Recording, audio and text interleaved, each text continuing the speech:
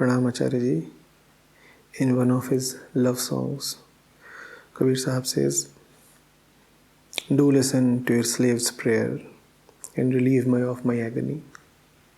Says Kabir, "I shall doubtless get my Lord and sing the auspicious song of love in chorus with him."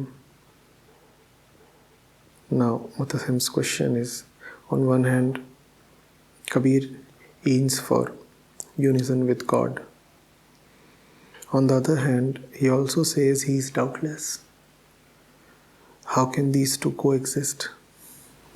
How can Kabir Sahib be doubtless? This doubtlessness is the hallmark of love, Mutasim. What is love? These two things together. Knowing fully well that there is separation, and knowing fully well that separation is false, and therefore separation has to go. That is the state of the lover. That is the state of the singer, of the seeker. How is there doubtlessness? Because of suffering, because of the fact of suffering. So the two facts that you talked of are not in opposition to each other. In fact, they complement each other. First thing you talked of was the acknowledgement of suffering, the yearning, the agony. And the second thing you talked of was the utter assurance that union is inevitable. It is because of the first that the second is there. You will ask how? When suffering is so very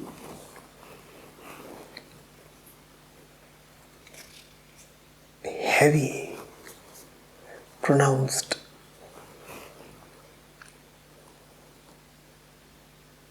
then your honesty makes it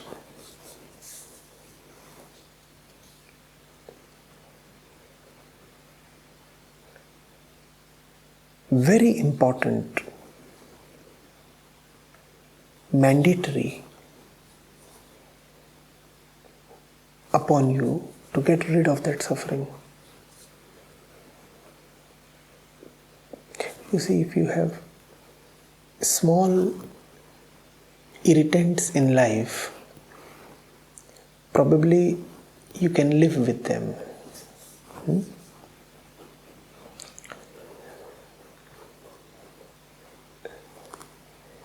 If you have a little bit of back pain and you go to the doctor, he will suggest you certain medicines, maybe certain exercises, maybe.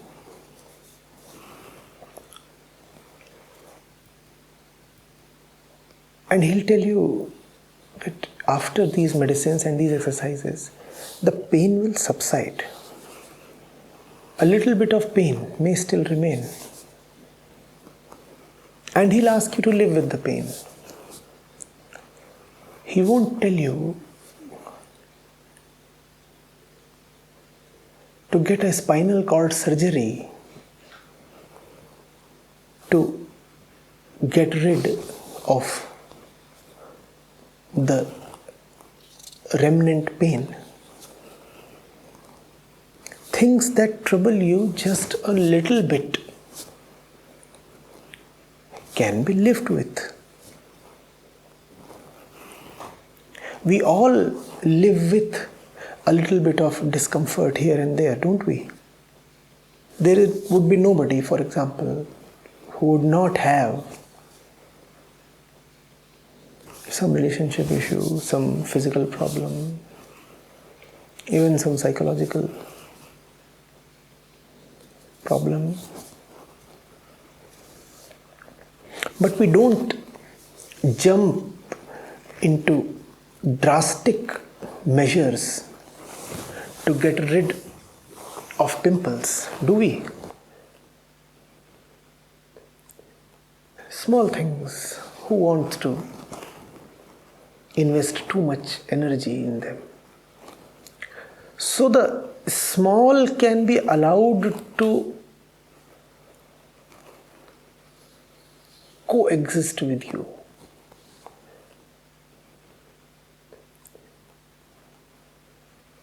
If your car gets a little scratch on the door, do you immediately take it to the workshop to get the dent removed?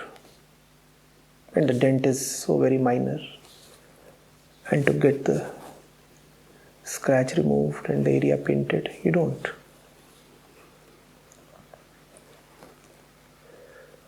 But if your car gets a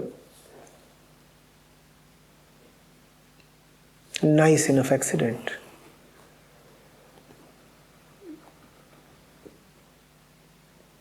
then you no longer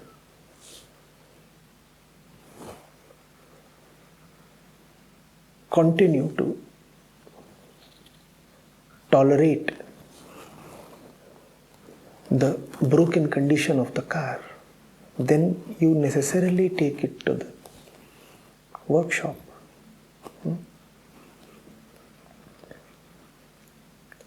Small problems can be allowed to remain because they are small.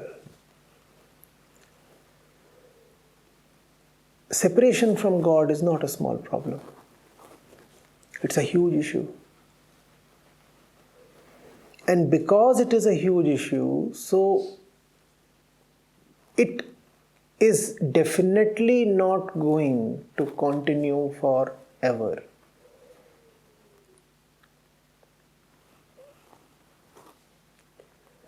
A pimple on the skin can continue for long. Some pimple here, some pimple there. It can continue for long. But skin cancer cannot continue for long. Either you finish it or it finishes you. And therefore there is no doubt that something will yield, that something will go.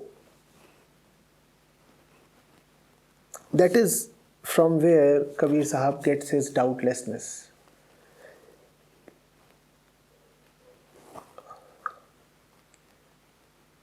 Separation from God is such a searing pain. It aches 24 hours. It doesn't allow you to live, eat, breathe, sleep, move, walk, think. That the very intensity of the pain convinces you that the pain cannot continue for long. It is so bad that it cannot remain so bad for too long. The problem has come to its peak, its climax. Obviously, something's got to go. Obviously, something is going to change. And that is one great way through which the saints attain union. For them, the situation turns so bad that it has to now turn for the good.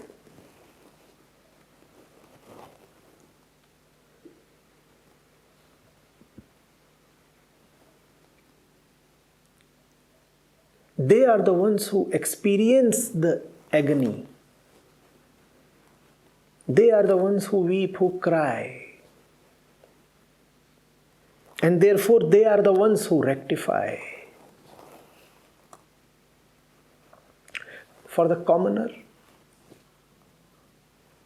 for the worldly householder, the situation never gets so bad. It's always bad, but always under control. Isn't that the description of the condition of the common man? Ask him, how is it? He will say, bad. But not bad enough to collapse.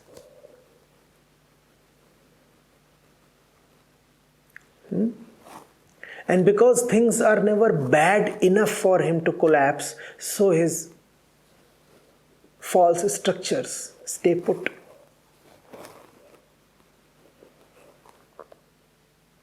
There is always a simmering discontent within, but never a rebellion.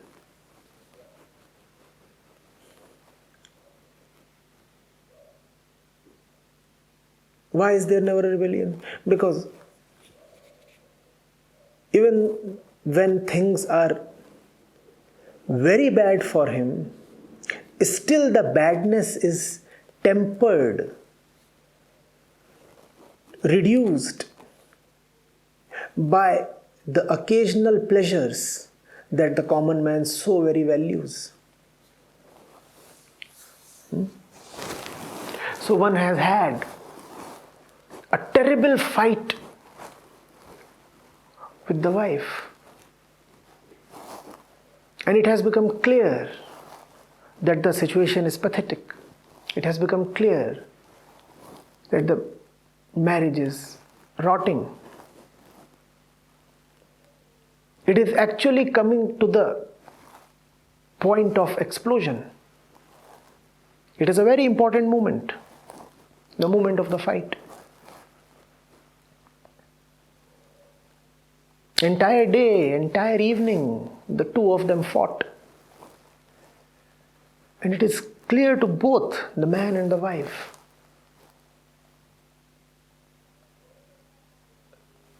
that life is full of suffering.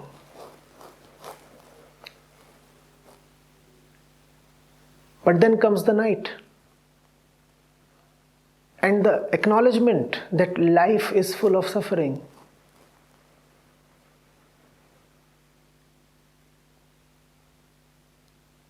just disappears.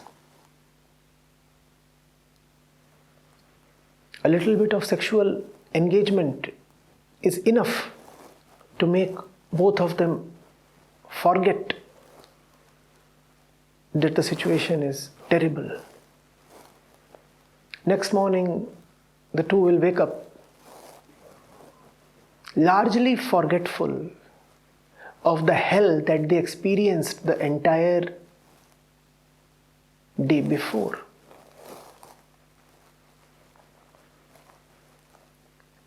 A little bit of pleasure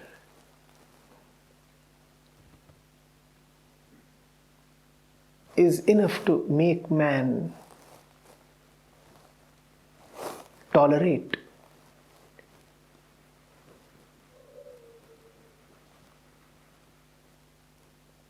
huge indignities.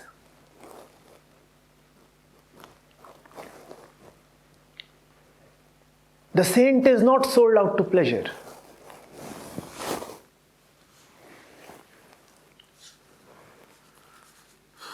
So when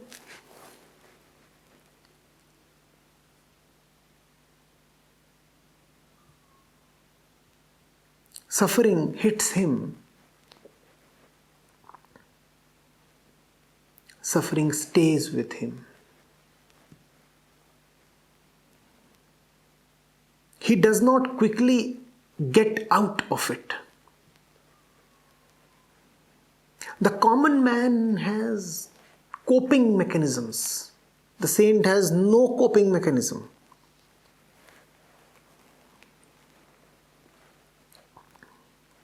Had a bad day? Have some beer. And then you cope up. Had a bad week? Drench the weekend in shopping. This option is not available to the saint. If he has had a bad week, he has had a bad week, and he will acknowledge that the week was honestly bad. So things come pretty soon to the boiling point for the saint. His honesty does not allow him to obfuscate the reality. He cannot lie to himself. He cannot sell himself out to mundane pleasures.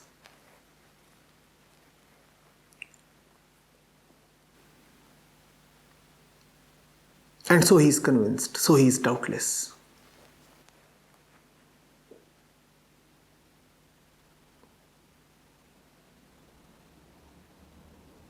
His very suffering tells him of freedom from suffering. He knows that suffering of this magnitude, suffering of this intensity, just cannot continue.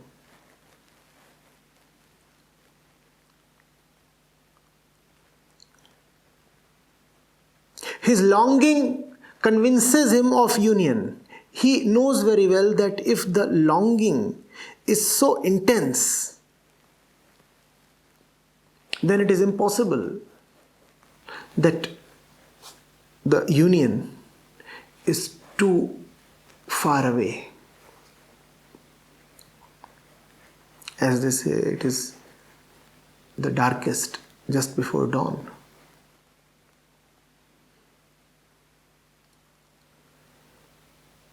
The world is the world, life is life. The difference between the saint and others is that the saint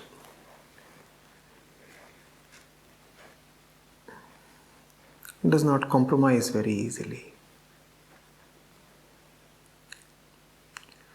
He has a knack for reality. He has a taste for honesty.